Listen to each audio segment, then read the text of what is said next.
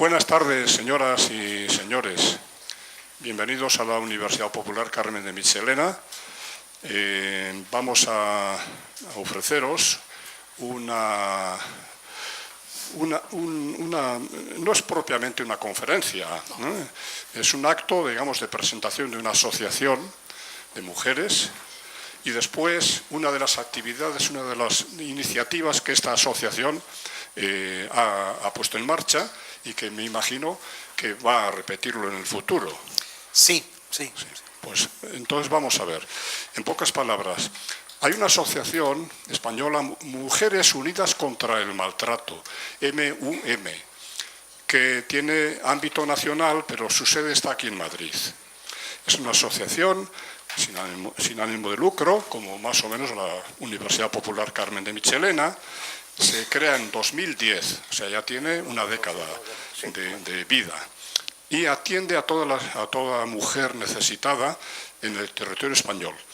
Nace de la experiencia personal de trato a mujeres víctimas del maltrato. Víctimas y supervivientes. Estas mujeres después, como digamos, en virtud del trabajo de la asociación, se convierten en agentes del cambio. Ellas mismas son capaces de trabajar con más mujeres y transmitir valores e irlas sacando poco a poco de esa situación tan deplorable.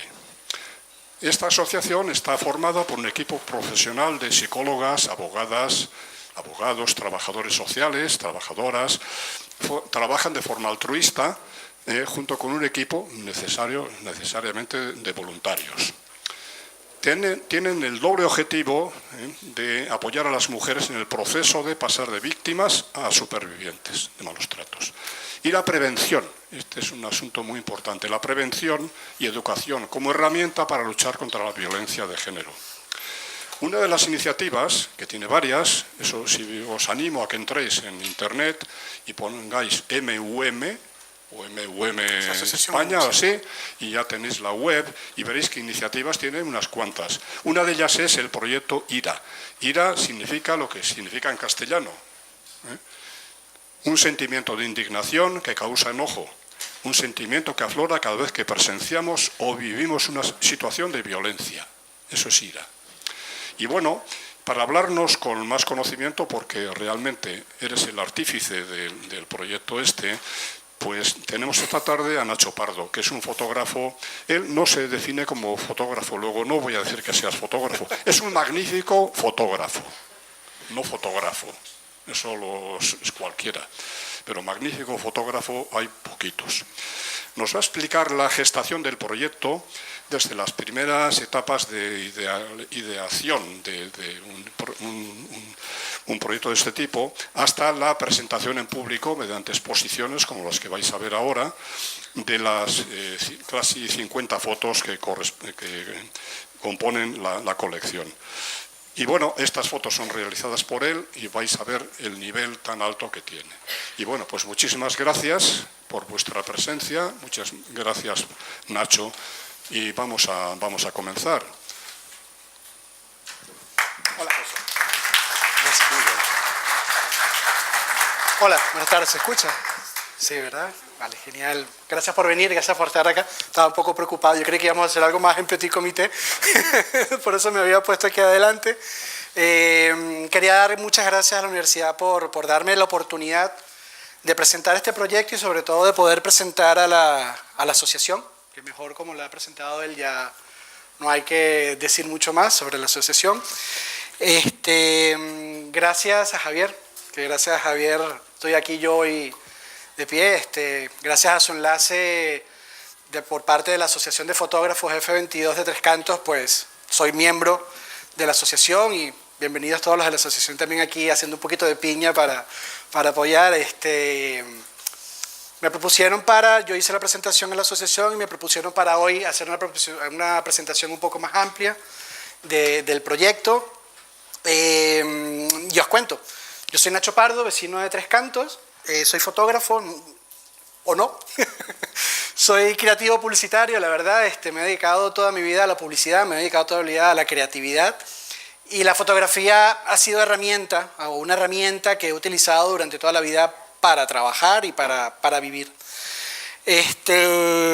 No me considero fotógrafo, pero vivo de ello, o sea, con lo cual digamos que puedo ser fotógrafo para no decir que no lo soy.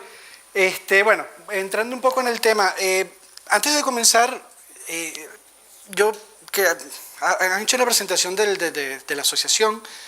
Es una asociación que trabaja, como muy bien has dicho, en aras de poder ayudar a personas que están viviendo una situación de violencia, y han tejido una red de voluntarios y de amigos de la asociación para poder sacar proyectos adelante. Yo no soy voluntario de la asociación, soy amigo de la asociación, con lo cual creo que doy un pasito un poquito más allá de ser voluntario porque estoy con ellas siempre al pie del cañón para lo que me pidan. Y desde hace mucho tiempo venía yo sintiendo una serie de sensaciones, un fuego interno que la verdad que me estaba matando por dentro al ser testigo en primera línea y sobre todo también ser testigo en general de ciertas situaciones que vivían mujeres muy cercanas a mí y en general viendo la televisión y leyendo el periódico, escuchando la radio, pues situaciones que tú dices, bueno, pero ¿qué pasa? ¿No? Yo hago la primera pregunta, no hace falta que me la respondan, pero ¿quién no conoce a una persona que esté viviendo o haya vivido una situación de maltrato? O sea, yo creo que hoy en día todos somos proclives a poder tener o a vivir una situación de maltrato, y todos muchas veces también podemos llegar a ser maltratadores sin darnos cuenta de ello. Con lo cual, dentro de mí había una sensación de verdad que de muchísima frustración, de muchísima ira con respecto a una serie de situaciones que estaba siendo yo testigo de ello y necesitaba expresarlo, necesitaba sacarlo adelante y hablé con la asociación, siendo yo amigo de ellas, y se los propuse, le propuse ese proyecto. Fue un proyecto que nació en una servilleta, es un poquito complicado de una servilleta luego sacar un proyecto adelante con más de 50 personas que participaron directa e indirectamente dentro del proyecto, y me reuní con ellas en su casa, tienen una casa hogar. Me reuní con ellas, le hice la propuesta y les pareció muy interesante y a partir de ahí, pues bueno, el proyecto fue poco a poco rodando y fue una pequeña bola que fue creciendo. ¿Qué me gustaría a mí hablar del proyecto delante de ustedes? Esta es una presentación que está preparada a nivel técnico prácticamente, pero voy a darle un poco la vuelta y voy a contarles un poco más la historia del proyecto, como tal, que es un poco más bonito y un poco más interesante. Yo soy una persona totalmente desconocida. Nadie me conoce, Nacho Pardo, y la gente no sabe quién es Nacho Pardo. Pero, en cierta forma, yo tenía la necesidad de aportar ese pequeño grano de arena a buscar soluciones. Y una de las cosas que aprendí cuando entré en contacto con la asociación ya hace muchos años es que la inacción es el principal problema que se tiene a la hora de enfrentar situaciones de violencia de género. Con lo cual, esa necesidad que yo tenía de poder sacar adelante un proyecto me pareció interesante porque necesitaba hacer algo primero por mí, hacer algo primero por las personas que me rodeaban y hacer algo un poco por la situación y sobre todo para educar las nuevas generaciones, como bien comentaba, y mi trabajo es para educar a mi hijo, enseñarle a mi hijo a ser el hombre del mañana. Cuando se presentó el proyecto, cuando les presenté el proyecto a la asociación, lo primero que no quisimos hacer fue generar fotografías que fuesen explícitas, que hablasen directamente de la violencia, sino que tratamos de buscar de manera simbólica poder expresar o contar situaciones de violencia y que cada quien luego a través de la fotografía o enfrente de la fotografía pudiese interpretar lo que quisiese o lo que le estaba transmitiendo dicha fotografía.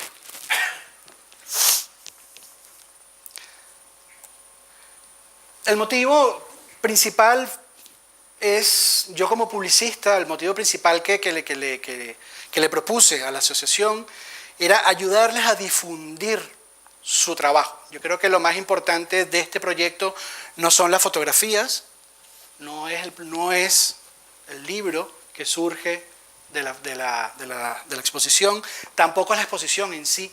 Lo importante es divulgar la labor de la asociación, ir poco a poco divulgando la labor de la asociación y que la gente vaya conociendo la labor de la asociación. Cuando me pregunta la asociación, oye, ¿cuál es tu objetivo con este proyecto? Yo creo que el objetivo era ayudar, aunque fuese a una sola persona. Ya con el hecho de ayudar a una sola persona a poder salir de una situación de violencia, para mí el objetivo estaba cumplido. ¿Por qué? Porque logramos llegar a través de este proyecto a esa persona. El proyecto se puso en marcha, me tocó empezar a tener ideas, a buscar ideas y a buscar sobre todo una forma estética de poder hablar sobre la violencia de género. Dentro de todo el proceso de preproducción, nosotros como creativos, como fotógrafos, buscamos primero cuál es la idea, buscamos cómo tenemos que hacer para armar un equipo y a través de ese equipo poder transmitir todas las ideas y toda la información que queremos hacer llegar a las personas a través de este proyecto. En ese proceso de preproducción vino la fase de investigación. La fase de investigación duró aproximadamente unos 4 meses. Esto ha sido un proyecto que duró en su desarrollo 2 años. Estuvimos 2 años trabajando en el proyecto. La fase de investigación, o digamos que la fase principal de investigación fueron 4 meses, en el cual hubo muchas entrevistas, hubo muchas reuniones, hubo mucha lectura, hubo mucha parte de poder ir sacando e ir descubriendo a través de personas que vivieron situaciones de violencia en primera persona, ir sacando ideas y viendo cómo poder reflejar esa idea sin necesidad de llegar a hacer una fotografía explícita y simplemente hablar un poco del concepto, hablar un poco de la situación y hablar un poco simbólicamente de lo que estaba sucediendo, lo que podría suceder. En esa fase también lo más importante, en la fase de preproducción, cuando armas un proyecto propio de trabajo, un proyecto personal, es armar equipo.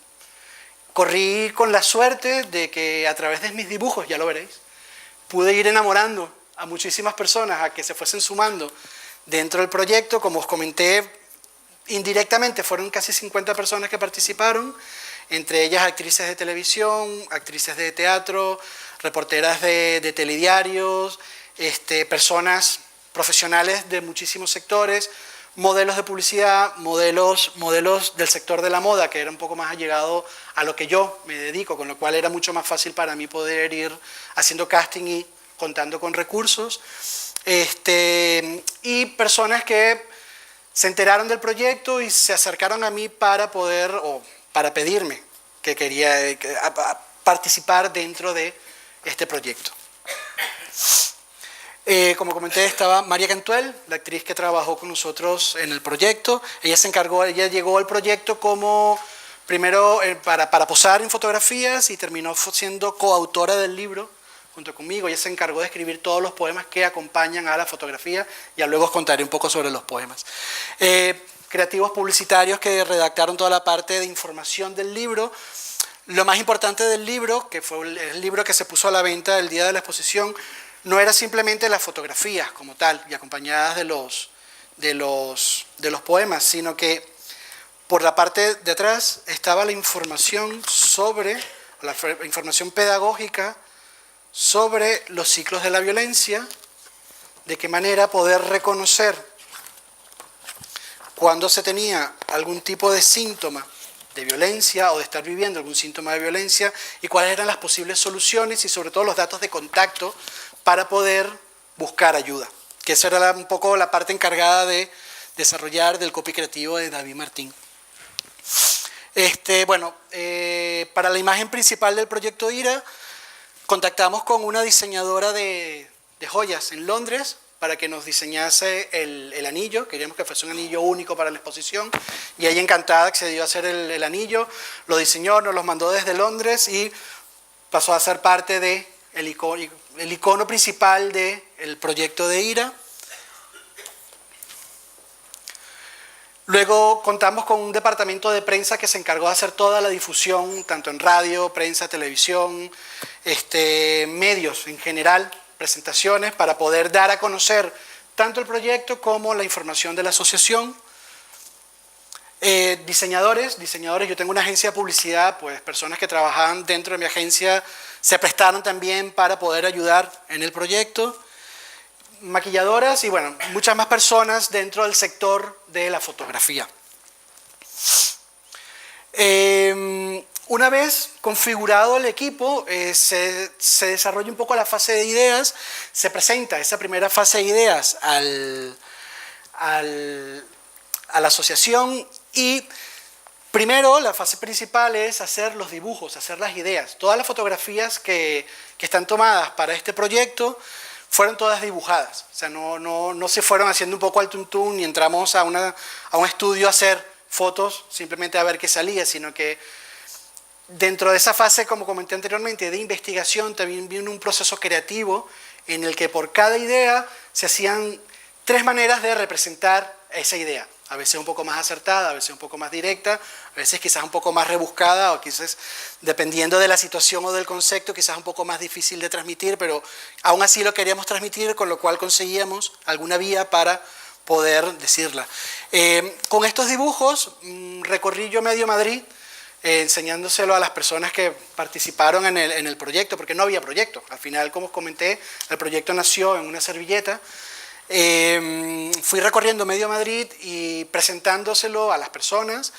También preparé lo que se llama un mood board, que es una hoja de inspiración para hablar un poco del tipo de estética con la cual se quería trabajar. Al ser un tema tan delicado, era un poco difícil, ¿no? Explicar. Voy a hablar de violencia de género, pero no vamos a poner un ojo morado, no vamos a hablar de una situación de golpe, no vamos a hablar de una situación de sangre, ni una lágrima, pero van a estar presentes, tienen que estar presentes. Con lo cual, explicarlo de manera abstracta era muy difícil y poco a poco, bueno, a través de los dibujos y a través un poco de referencias, la gente fue entendiendo lo que se quería expresar y sobre todo la asociación, porque lo primero que me dijo la asociación es, vamos a hablar en positivo. O sea, la idea es hablar en positivo, no hablar en negativo. De hecho, la idea de este libro, hablamos de muchísimas situaciones que son negativas, pero siempre con un final positivo. O sea, tenemos que mostrar cuál es el camino, tenemos que mostrar que hay un camino, que existe un camino, y sobre todo que el principal camino es la búsqueda de ayuda para poder dar ese primer paso, para poder salir de esa situación y convertirse de una persona maltratada a una persona superviviente.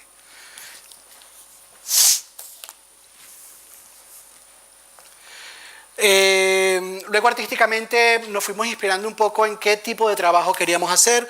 Empezamos a trabajar con composiciones con proporciones áureas para darle un poco de sentido y proporción artísticamente ya hablando a las fotografías. No solo trabajar en la fotografía frontal, sino trabajar con composiciones laterales, con composiciones cortadas, con contraluces, para poder ir contando esa historia.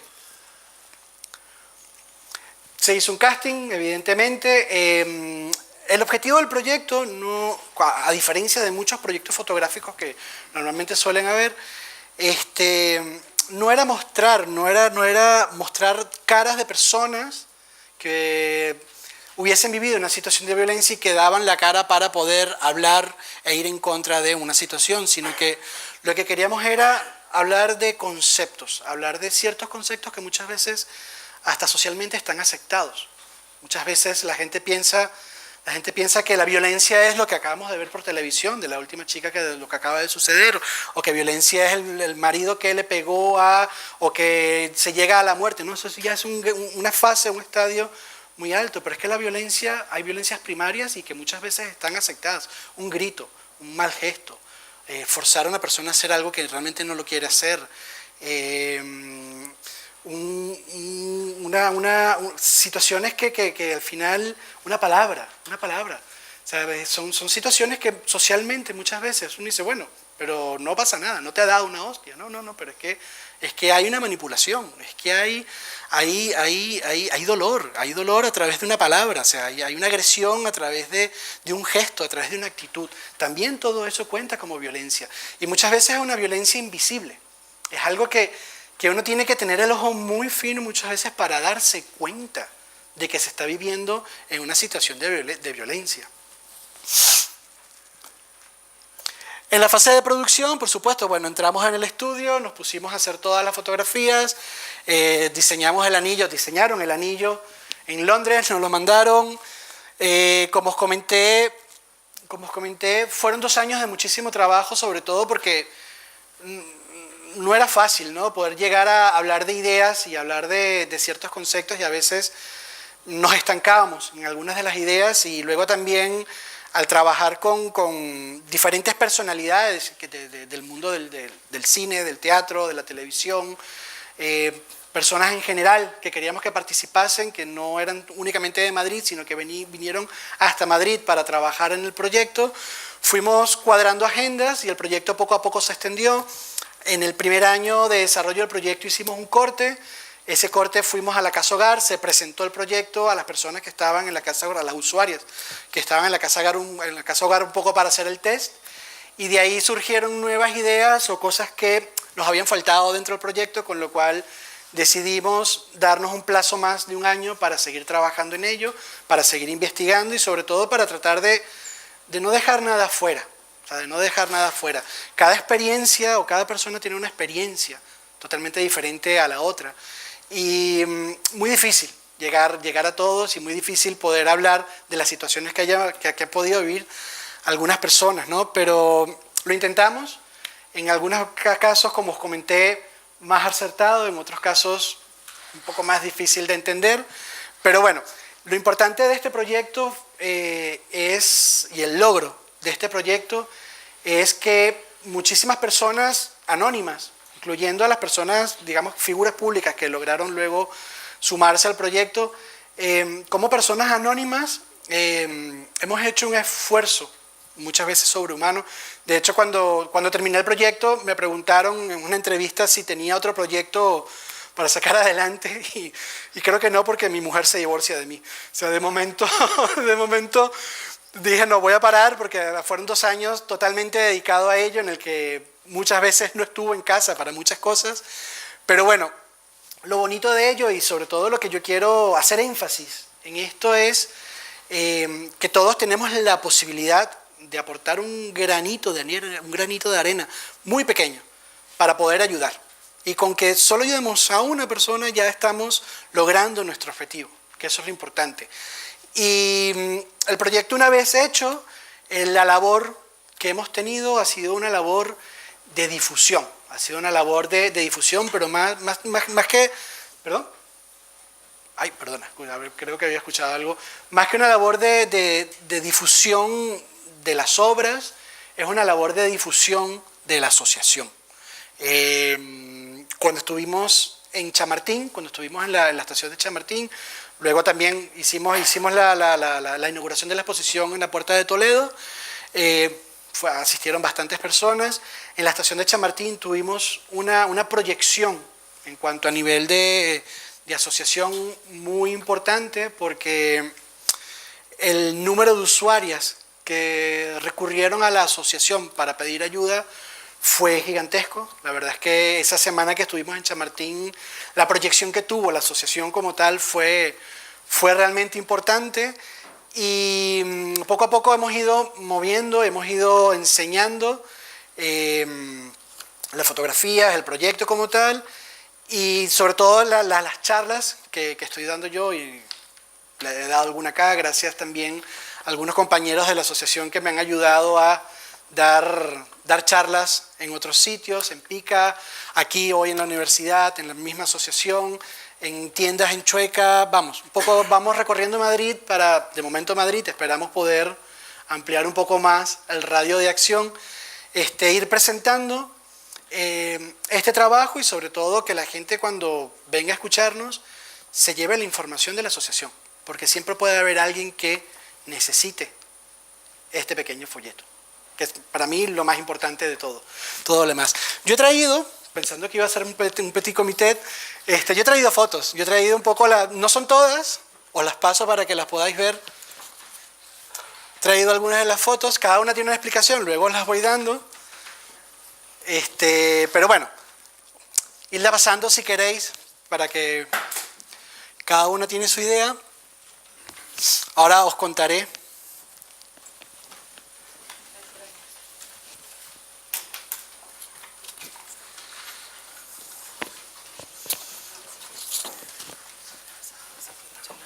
Vale, muy bien, gracias.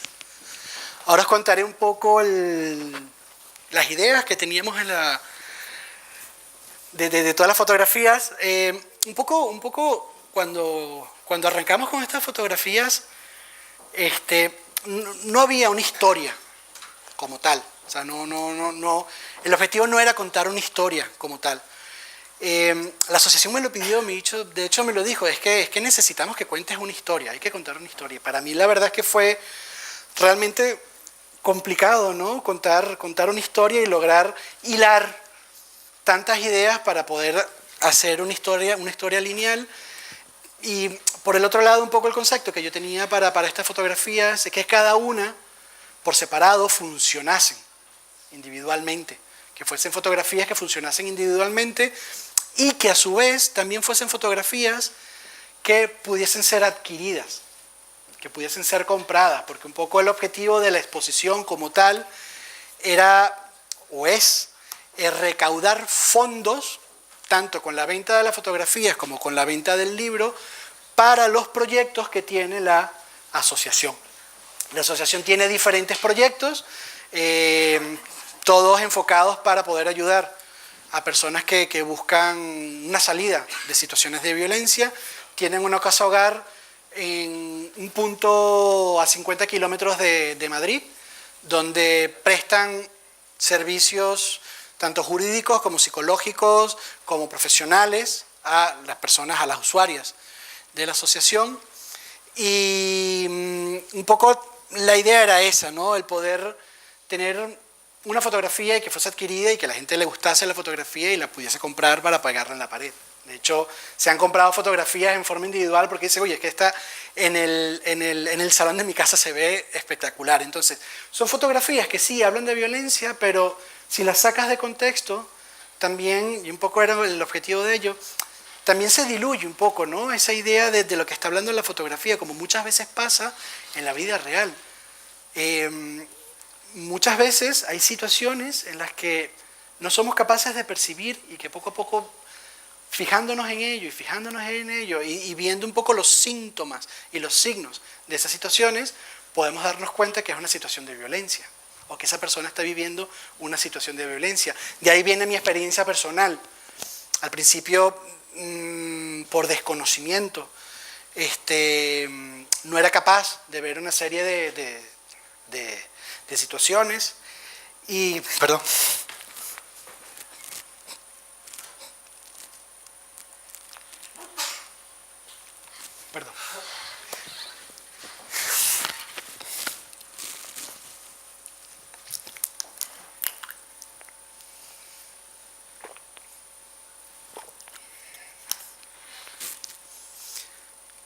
bueno, y luego con el tiempo fui entendiendo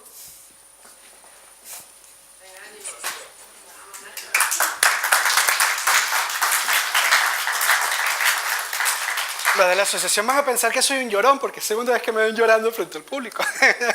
Disculpa. Bueno, fui entendiendo ciertas situaciones que me abrieron los ojos y me hicieron entender un poco, bueno, el porqué de las cosas y que no siempre un golpe es una violencia, sino que hay...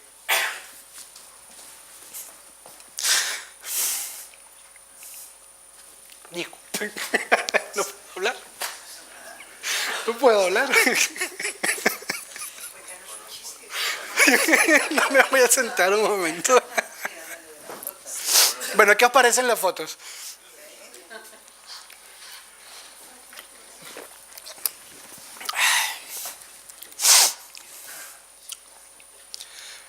Bueno, me salto Los esquemas de iluminación los he dejado para mis compañeros fotógrafos que no pudieron asistir a la charla que di, a la charla técnica que di en la asociación.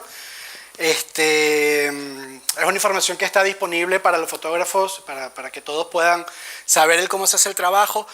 Pero os voy a contar la historia. Siempre todo comienza con una entrada. Todo comienza con un primer paso en el que muchas veces una persona no sabe en qué se está metiendo. Todo es un cuento de hadas, un cuento de una vivencia, esos 3 primeros meses en los que todo es bonito, ¿no? En los que todo es perfecto. Es como esa princesa que está esperando a ser recogida por su príncipe azul, y ese cuento de hadas, esa paja loca que nos venden muchas veces en la televisión, ¿no? De allí viene esa situación de romanticismo que nos creamos muchas veces y que no somos capaces de ver que realmente lo que estamos haciendo es amar a la nada. Estamos amando a la nada. Estamos amando a ese ser totalmente oscuro que no es nada. Entonces, una persona que se está entregando a un vacío total y absoluto. De allí parten muchas veces, o las primeras situaciones de violencia que se pueden vivir muchas veces y que la gente no lo ve, es revisar un móvil. Cuando revisamos un móvil ya estamos dando un primer paso a la violencia. Es revisar un email, es revisar un ordenador, es ver quién te escribió. Eso ya es violencia, ya estamos hablando de situaciones de violencia. Es romper esa intimidad que está teniendo una persona, o que merece tener esa privacidad que merece tener una persona. Socialmente muchas veces está aceptado, pero son situaciones de violencia. Y poco a poco esas situaciones son las que van haciendo que vaya cada vez a más. Otra de estas situaciones son los celos. Esos celos que no permiten que la persona sea tal cual como es. Ese oculta tu cuerpo, no te pintes los labios, no te peines. Es que claro, tú te vistes de esta manera porque quieres que te vean las piernas. No, por favor, no te pongas esta minifalda. No quiero que te vean las piernas. Ponte un pantalón.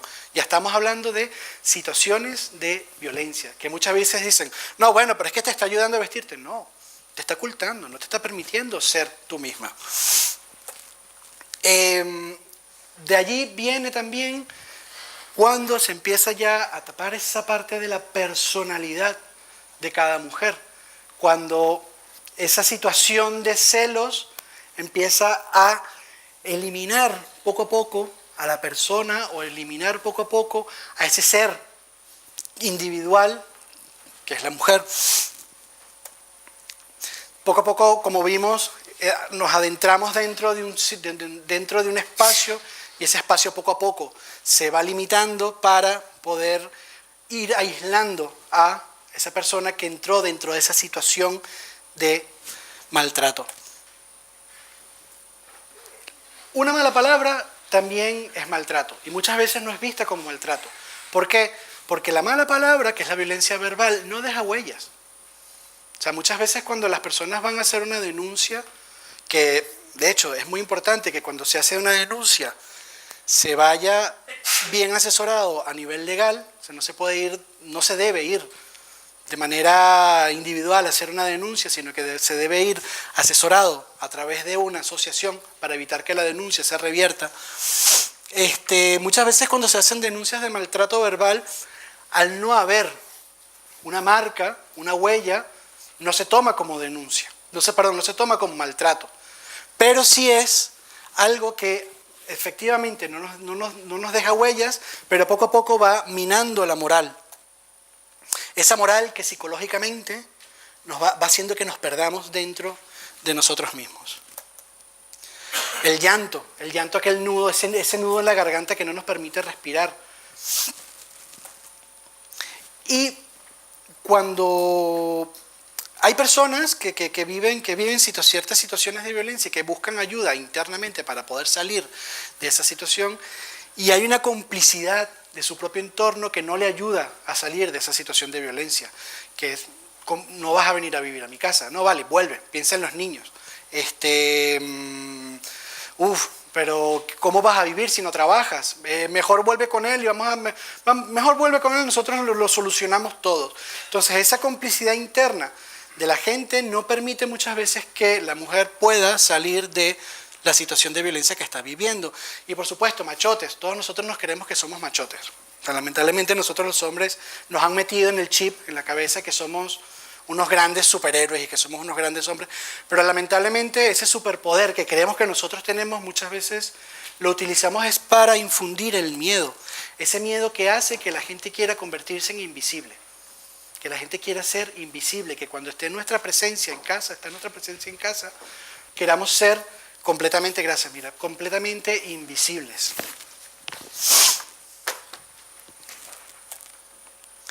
Y por supuesto, está el rito, ese rito que lleva al golpe en nombre del amor. Te pego porque te quiero, ¿vale? Ese golpe en nombre del amor siempre deja una huella que por más que intentemos ocultar esa huella, siempre va a estar presente. Aunque físicamente la tapemos, esa huella siempre queda en el interior.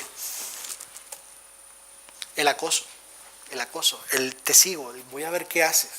Déjame seguir un momentico a ver por dónde estás. Déjame ponerte el buscador en el móvil para saber dónde estás ubicada. Eso también son situaciones de violencia que generan muchas veces un miedo a salir, un miedo a salir físicamente a la calle y también salir muchas veces dentro de uno mismo. El insomnio, el estrés que puede generar una persona en otra, también lo podemos catalogar como violencia, porque ese estrés no nos permite muchas veces dormir y esa situación nos va matando poco a poco, nos va agotando poco a poco, y ese cansancio es como una muerte en cámara lenta que nos va poco a poco eliminando y que poco a poco va quitándonos esa energía vital que necesitamos para vivir. Y por supuesto la pérdida de la autoestima. ¿A qué nos lleva ese cansancio? ¿A qué nos lleva esa debilidad? A una pérdida de la autoestima. El silencio. Muchas veces el silencio también, y como os comentaba, la inacción, son parte importante de las situaciones que puede vivir una persona que vive una situación de violencia. La vergüenza de poder contar, de hacer visible esa situación en la que está viviendo, que hace que la persona lo que haga es contraerse dentro de sí misma. Una de las cosas que sucede muchas veces también es ese apego emocional que puede tener una víctima hacia su agresor, que no permite que haya una separación. Lamentablemente, y ese es el trabajo que hacen los departamentos psicológicos de las asociaciones, es poder ayudar psicológicamente a una persona a que haya una separación afectiva de la víctima y del agresor. ¿Por qué? Porque muchas veces reinciden las víctimas por un apego emocional. Y ese apego emocional es el que se tiene que trabajar muchas veces dentro de la asociación. Por eso es importantísimo siempre buscar ayuda. Y luego viene la parte del aislamiento, ese aislamiento que poco a poco se va separando a la víctima de su entorno. Ese aislamiento, yo siempre lo he percibido como esa princesa que está en el castillo, ¿no? En esa torre del castillo totalmente aislada y que es simplemente testigo de lo que sucede fuera de su entorno, pero que nunca logra participar. Y ese aislamiento es: no quiero ver a tu familia, no veamos a tus amigas, que tus amigas te ponen en contra de mí. Es que tus padres no me odian, no les quiero ver. No, vamos a compartir solo con mi grupo de amigos, porque con tu grupo de amigos no me siento cómodo. Ese aislamiento es el que hace también que la persona vaya poco a poco perdiendo su radio de acción para poder luego salir de alguna situación en la que se encuentre dentro de la violencia. Muchas veces también, y una de las cosas que más sufren las mujeres, y lo he visto en primera persona, el techo de cristal. O sea, es terrible ver el techo de cristal que hay en las empresas y en general, ¿no? Una vez que la mujer es madre, llega a un tope. O sea, llega un tope, queramos o no, lo vemos, yo lo veo y lo veía cuando trabajaba en empresas. Yo hoy en día tengo pocos, las personas que trabajan conmigo son muy pocas, todas mujeres, pero yo cuando trabajaba en empresa lo veía, que una mujer cuando tenía un hijo llegaba a un nivel y tenía un tope, y ese tope es de una u otra manera una forma de ejercer violencia en contra de ellas, porque no están permitiendo el poder seguir progresando, porque es que como tienes un hijo y te vas a dedicar a tu hijo, más importante es tu hijo que la empresa, pues por supuesto, claro que sí, más importante es mi hijo que la empresa. Y también a nivel familiar, una vez que la mujer tiene un hijo, es como que no, tú deja el trabajo y encárgate de los niños, que del trabajo me encargo yo. Y eso es una de las cosas más peligrosas que le puede pasar a una mujer. ¿Por qué? Porque lo hacen muchas veces por defender todo aquello que proviene de su vientre, y eso lo que lleva es a una situación de dependencia. Cuando lamentablemente se comparte con un agresor y hay una situación de dependencia, es él, es esa mano de Dios la que manda sobre la vida de la estructura familiar.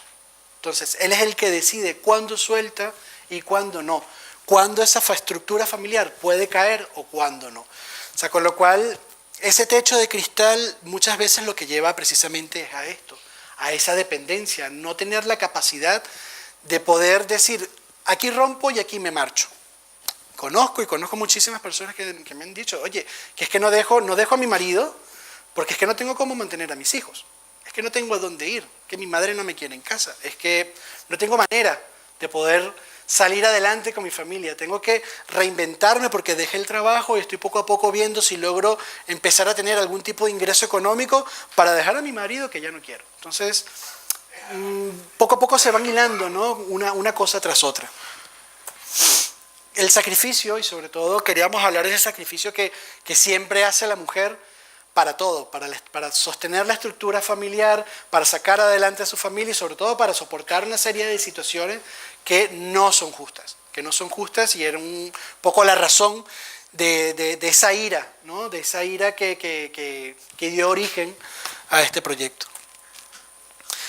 Por otra parte también, cuando ya no hay amor, ese pequeño... Vamos a decir que ese pequeño contacto, ese contacto físico ya con una persona que no quieres es muy complicado. Y muchas veces no se entiende que no se quiera tener ese tipo de contacto físico, con lo cual esa irrupción de esa persona dentro del espacio personal de una mujer, en este caso, puede ser también un acto de violencia. De hecho, yo creo que todos los hombres, todos, hemos sido maltratadores por lo menos alguna vez en nuestra vida y muchas veces sin saberlo. O sea, investigando hasta me di cuenta y se lo dije a mi mujer, ostras, pues sí, pues mira, cuando tenemos 15 años, pensemos nosotros cuando teníamos 15 años, que teníamos una novia, la novia de turno con la que estábamos saliendo, e insistíamos, ¿no? Con todas las hormonas revueltas, e insistíamos en poder tener relaciones con la chica, porque bueno, estábamos comenzando, las primeras veces que queremos una relación, que anda, que sí, que ven, y ese tira y encoge con esa persona, es que no me quieres, es que claro, es que si no te acuestas conmigo no me quieres, es que no, es que lo vamos a tener que dejar, y poco a poco psicológicamente ir minando a esa persona, porque claro, con 15, 16, 17 años, en lo que estamos pensando es empezar a tener experiencias sexuales. Pues eso también es una situación de violencia hacia niñas adolescentes, que yo no lo sabía. Y en la investigación que hicimos y conociendo un poco todo pues resulta que sí, ¿por qué? Porque estuvimos forzando a personas a quizás dar un paso, a tener una relación sexual sin estar preparadas para tenerlo. Con lo cual, esa situación que socialmente muchas veces está aceptada, que dicen, no, bueno, que los chicos son las hormonas, las tienen alborotadas, pues no. Es una situación que hay que tener mucho cuidado con las personas adolescentes porque las niñas pueden estar viviendo situaciones de violencia en ese momento. Luego también, muchas veces la mujer pasa a ser solo importante de la cintura hacia abajo. Solo importa sexualmente, pues ahí también incidimos en estas situaciones. Lo que está pasando, lo que está sucediendo y que lo estamos viendo todos en televisión, ¿no? Estos grupos de manadas que van acosando y que van rompiendo ese espacio íntimo de las personas, y simplemente es que ella lo quiso así porque estaba con todos nosotros, pues también. O sea, esa es una situación que estamos viendo y la estamos viendo por televisión, y que lo tenemos que decir, que no se puede hacer, y tenemos que coger a nuestros hijos, sobre todo que son las nuevas generaciones, y enseñárselo y decirles, oye, stop, cuidado, que por aquí no es el camino, ten mucho cuidado porque no se debe hacer.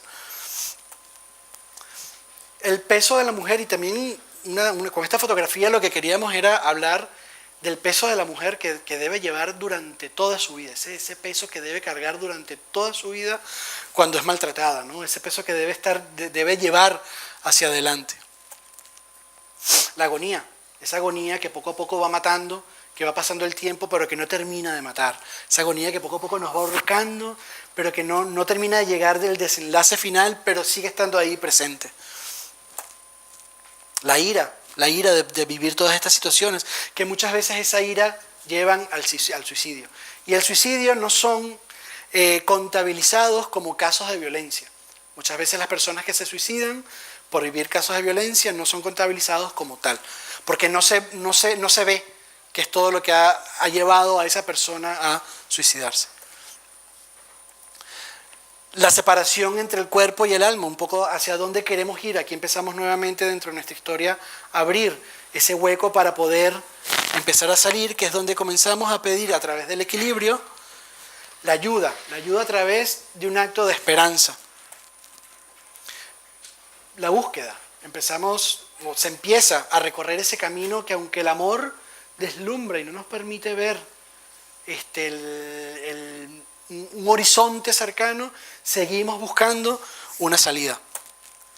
Y por supuesto la llamada, lo más importante es esa llamada que conseguimos siempre en todos los soportes de la exposición, que es esa llamada de auxilio. Una vez que se hace esa llamada de auxilio, lamentablemente quien tiene que deslocalizarse de su mundo es la mujer y los niños. Son los que tienen que abandonar la casa, tienen que salir corriendo de casa con una bolsa de basura con las 4 o 5 cosas que se pueden conseguir, y marcharse, coger a los niños, sacarlas del colegio e irse a una casa hogar a no sé cuántos kilómetros a esconderse para poder comenzar con una vida nueva, en vez de ser el maltratador el que se tenga que ir de casa. En esa situación es como una situación de apnea, es cuando como estamos dentro del agua y estamos viendo la superficie y vamos nadando, ¿no? Y queremos salir, y poco a poco vamos viendo la superficie para poder abrir y tener una bocanada de esperanza, que esa bocanada de esperanza nos permite salir de la situación en la que se había entrado al principio y comenzar una nueva vida a través de un reinicio de vida. Y luego de haber hecho toda la exposición, el montaje lo desarrollamos nosotros. Tengo taller en mi oficina, con lo cual todo el montaje, sobre todo para no incurrir en gastos muy elevados para la asociación ni para mí como fotógrafo, desarrollamos todo el montaje de la exposición como tal. Y dentro de la postproducción vino toda la parte de retoque y toda la labor de difusión que estamos teniendo con este proyecto. El día de la exposición en la Puerta de Toledo participó Vicky Gastelo dentro de los actos que hicimos ese fin de semana. Estuvimos en la estación de San Martín, estuvimos aquí en la asociación, en la Fundación Science to Business aquí de Tres Cantos, hemos tenido ruedas de prensa, hemos estado en librerías en Chueca, en la Plaza Mayor de Madrid, entrevistas de radio, también librerías en Chueca, se repitió, en la Asociación F22, por supuesto, en Pica, que es la escuela de Foto España, y el resultado de la exposición, por supuesto, el libro. O sea, el libro, que es con lo que nosotros vamos poco a poco contribuyendo y aportando a los proyectos de la asociación. Y lo más importante de esta charla, como siempre les digo, no son las fotos, no es el proyecto como tal, sino que una vez que tengo un público adelante, puedo hablar de la asociación y puedo mostrar la información de la asociación por si alguien la necesita. Gracias por vuestra atención.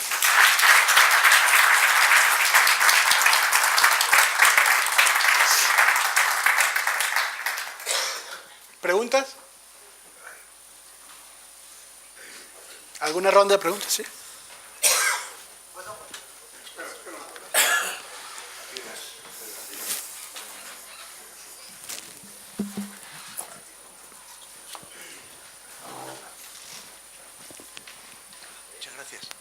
Muchas gracias.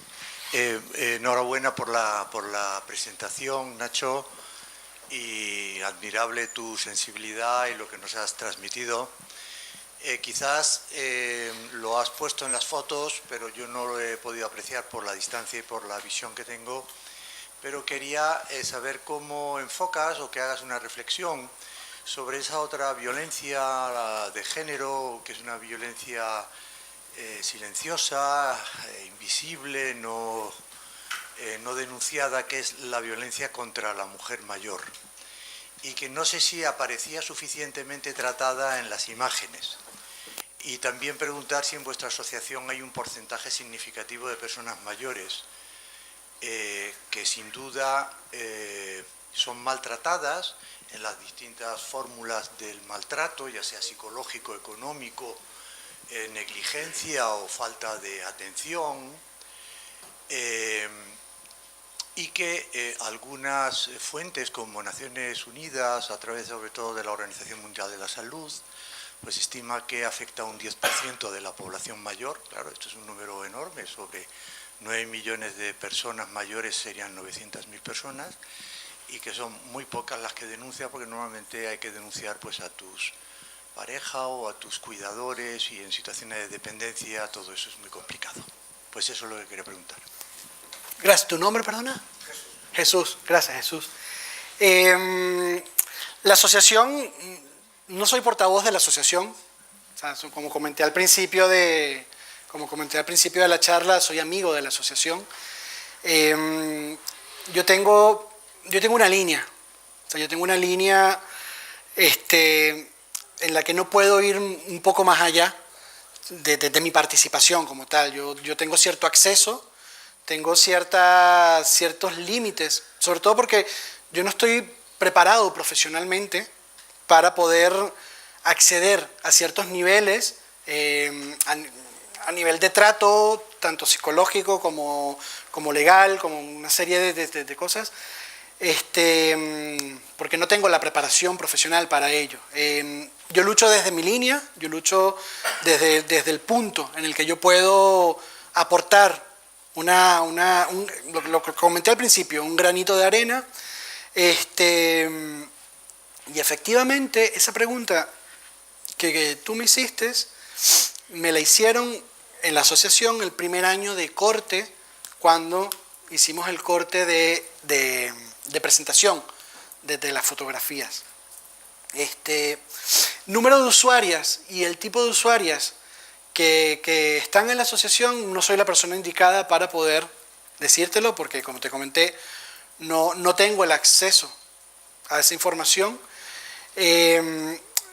Pero cuando se me presentó esa cuestión, esa pregunta dentro de la presentación que se hizo, hasta el punto en donde yo pude llegar, evidentemente la situación de la mujer mayor es una situación que ha venido viviendo durante toda su vida. O sea, es una situación que lamentablemente no es algo que ha sucedido actualmente, sino que es algo que viene cargando con ello durante toda la vida. Creo que hay alguna foto. Creo que hay alguna foto, creo que la traje impresa por no buscarla.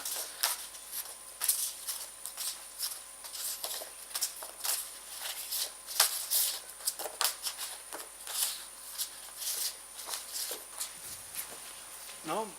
En el que efectivamente son situaciones que se vienen llevando durante toda la vida y que depende muchísimo de los órganos políticos y de los órganos sociales y de las organizaciones en poder prestar apoyo a esas personas.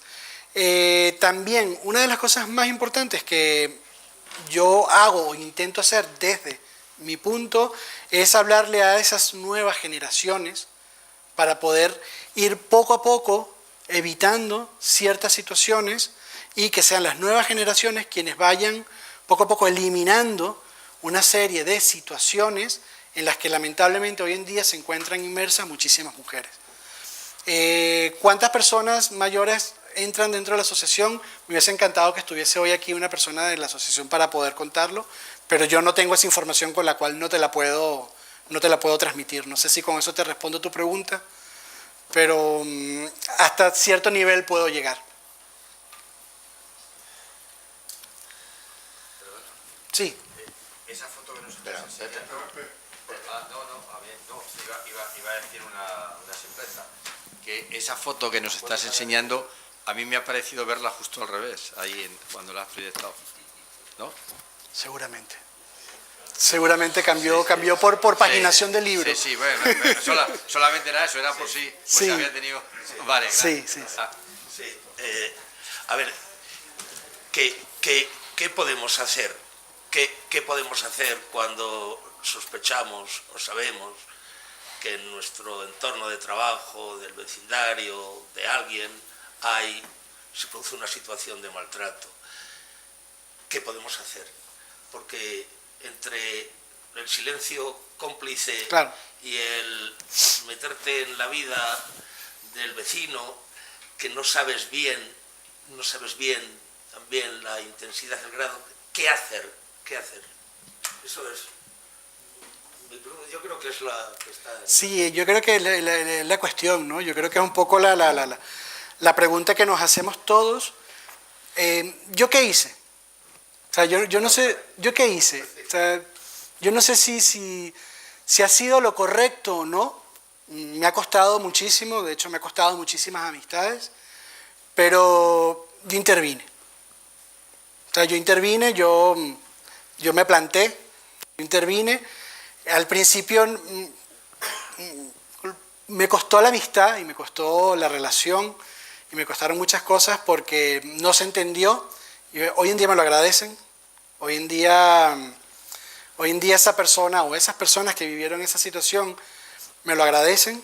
Yo intervine, yo hablé con esas personas, busqué ayuda y de ahí es donde aparece la asociación.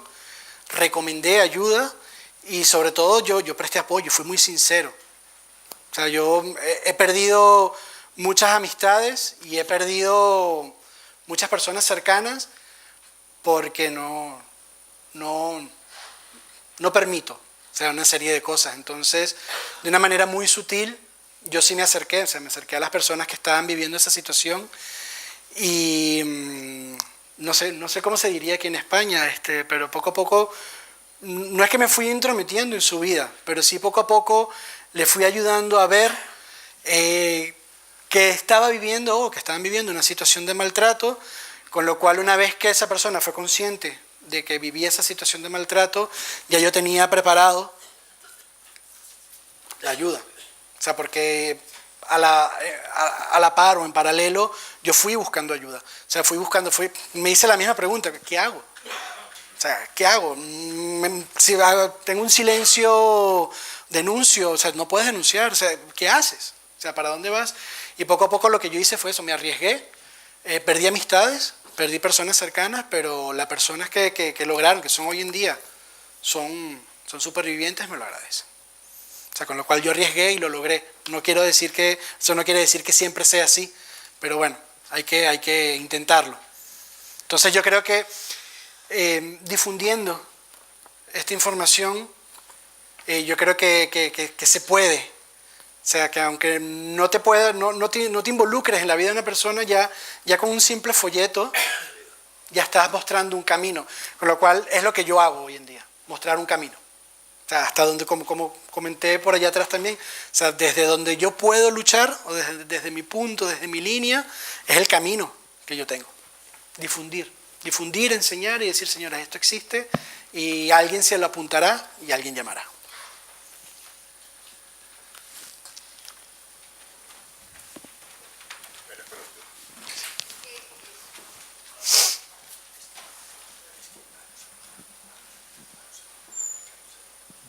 Gracias, Nacho, por esta estupenda exposición de fotografía. Muy impactantes son, la verdad. Muchísimas gracias por tu aclaración, porque a veces no sabes interpretar eso que estás viendo. Yo creo que la mujer sufre violencia, que es lo que tú has enseñado ahí, pero sufre violencia, discriminación, desigualdad, y ahí no lo he visto. Esa desigualdad no la veo en eso que tú has... Y esa discriminación no la he visto. He visto violencia, pero no he visto discriminación y desigualdad. La desigualdad y la discriminación está también en el entorno y no te das cuenta tampoco. Porque, por ejemplo, en todos los círculos, cuando habla una mujer sobre un tema y luego ese tema lo lleva a exponer un hombre, parece que lleva más importancia cuando lo expone un hombre que una mujer. Y de eso te das cuenta cuando escuchas y hablas con unos y con otros, y está en todos los círculos. Sí. Eso pasa desapercibido. O sea, las mismas palabras que tú estás diciendo y las mismas palabras que dice el hombre, parece que son más relevantes y más importantes. Y eso es hombre una que la mínima. mujer. Eso no lo puedes captar hasta que analizas. Bueno, vamos a ver, es el mismo tema que yo había estado hablando. ¿Por qué no se toma en consideración? En fin, son cosas que vamos aprendiendo poquito a poquito y día a día, y nos hace pensar, ¿no? Y para mejorar, obviamente, tendremos que mejorar mucho. Durante muchos años hemos mejorado una mínima, pero todavía nos queda mucho, muchísimo. Así que, pues nada, pues gracias por tu colaboración y apoyo a la mujer. Gracias a ti por tu aporte.